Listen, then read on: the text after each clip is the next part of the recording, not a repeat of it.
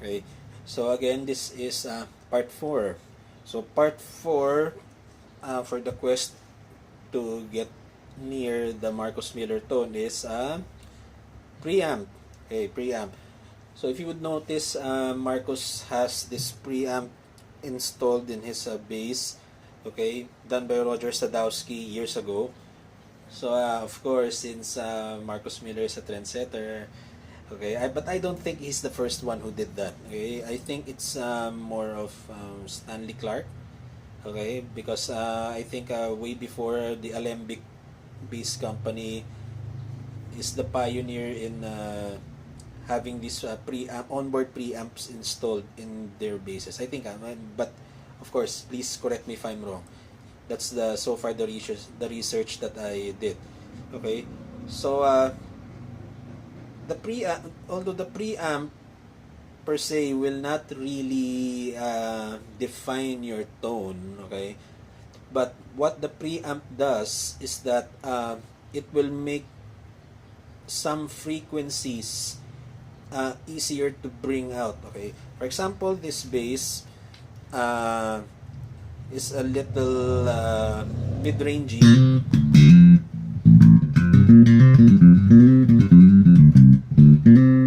Okay, so naturally the bass is kind of hard to bring out. If you want that fat bass sound, although you can bring it out using your technique,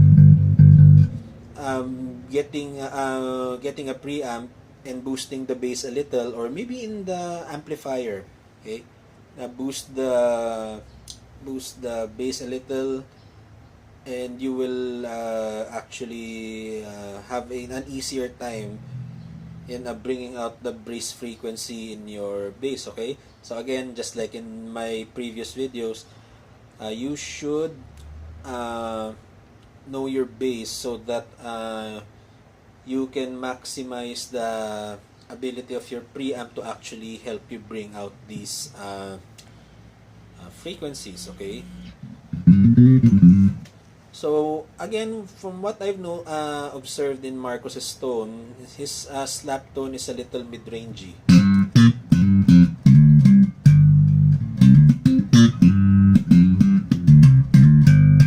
Okay, it's a little bit mid-rangey.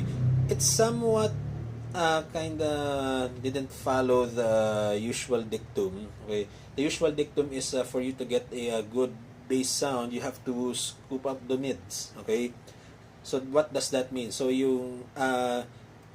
that means you have to lower the mids and you increase the bass and the treble frequency. So how does that look like? So high bass, high treble, low mid. So that's why it's scooped. Okay, so that scooped mids is the usual EQ staple in the slap bass. However, Marcus Miller's sound is a bit mid-rangey. Okay, so hopefully I can demo it right here. So I have my outboard preamp on right here. So I'm going to reduce the mids. Okay.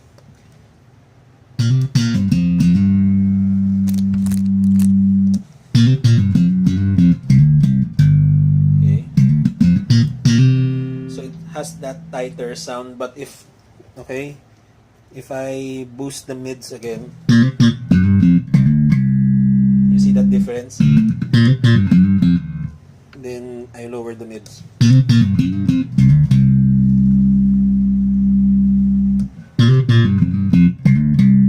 Okay, so sorry for that, that was a little noisy.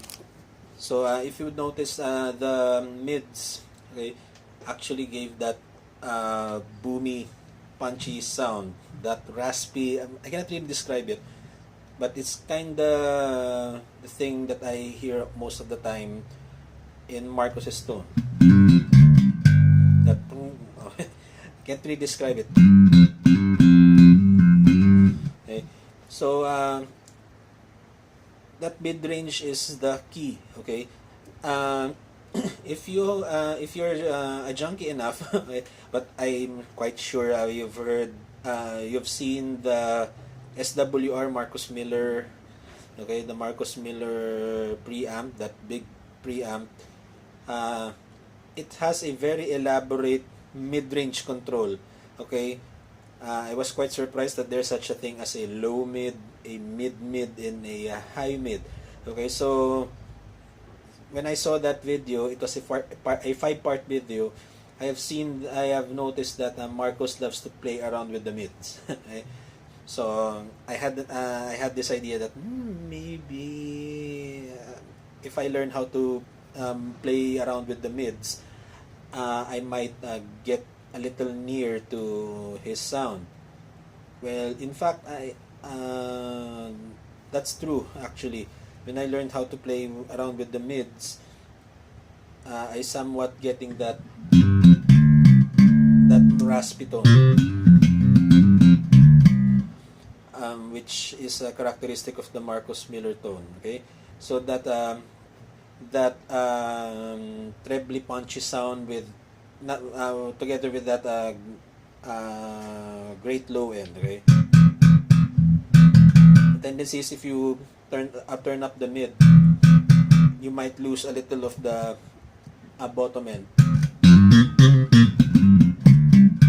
But with that, I'm not losing that. Based again, it's due to the technique and the proper tweaking in the preamp. Okay, but you might argue, do I really need the preamp to get to the Marcus Miller tone? Uh, I I guess you need. Okay, I guess you need it to balance the bass and the mids. Okay, but you can get that vibe. Okay, I'll turn off the preamp and then I'll just boost the volume of the amp.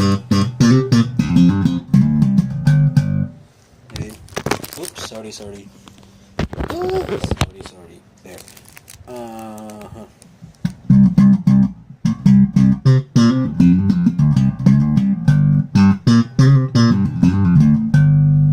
Okay.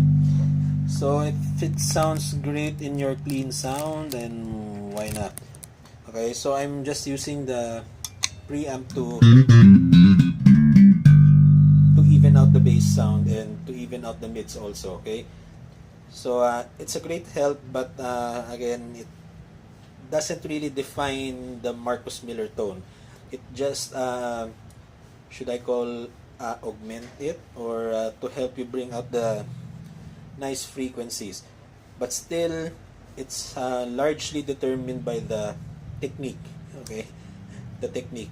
I mean that EQ setting, if you don't use the proper technique, I mean it will not sound anywhere near. So imagine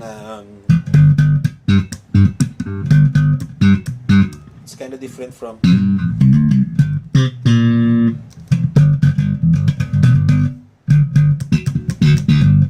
So so that's my technique. Okay, if another guy uses my bass and with the same EQ settings, he will sound different because again,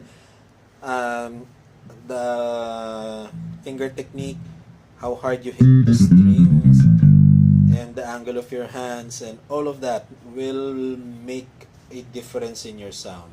So again, the preamp is helpful, but you cannot totally depend on it. So again, get a preamp that can actually help you control the mids. Okay, the mids. So I've seen preamps that have this low mid, high mid, or maybe the one the Sire uses. I mean, the preamp of Sire is crazy. It has this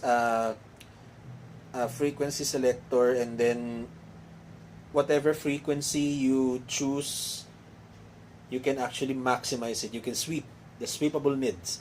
Okay, that's the special thing in the Sire preamps. Okay, so there, a preamp like that with a controllable mids will help you get to that Marcus Miller sound. But technique is the most important thing. And then get the jazz bass, then change the strings to a stainless one. Okay, then get a preamp that will help you control the mids. Okay, so there. Hopefully I have helped you. Okay, fellow junkies. But of course, you cannot really emulate totally the Marcus Miller tone because you have to be Marcus Miller to get that tone. Okay, so again, this is the junkie.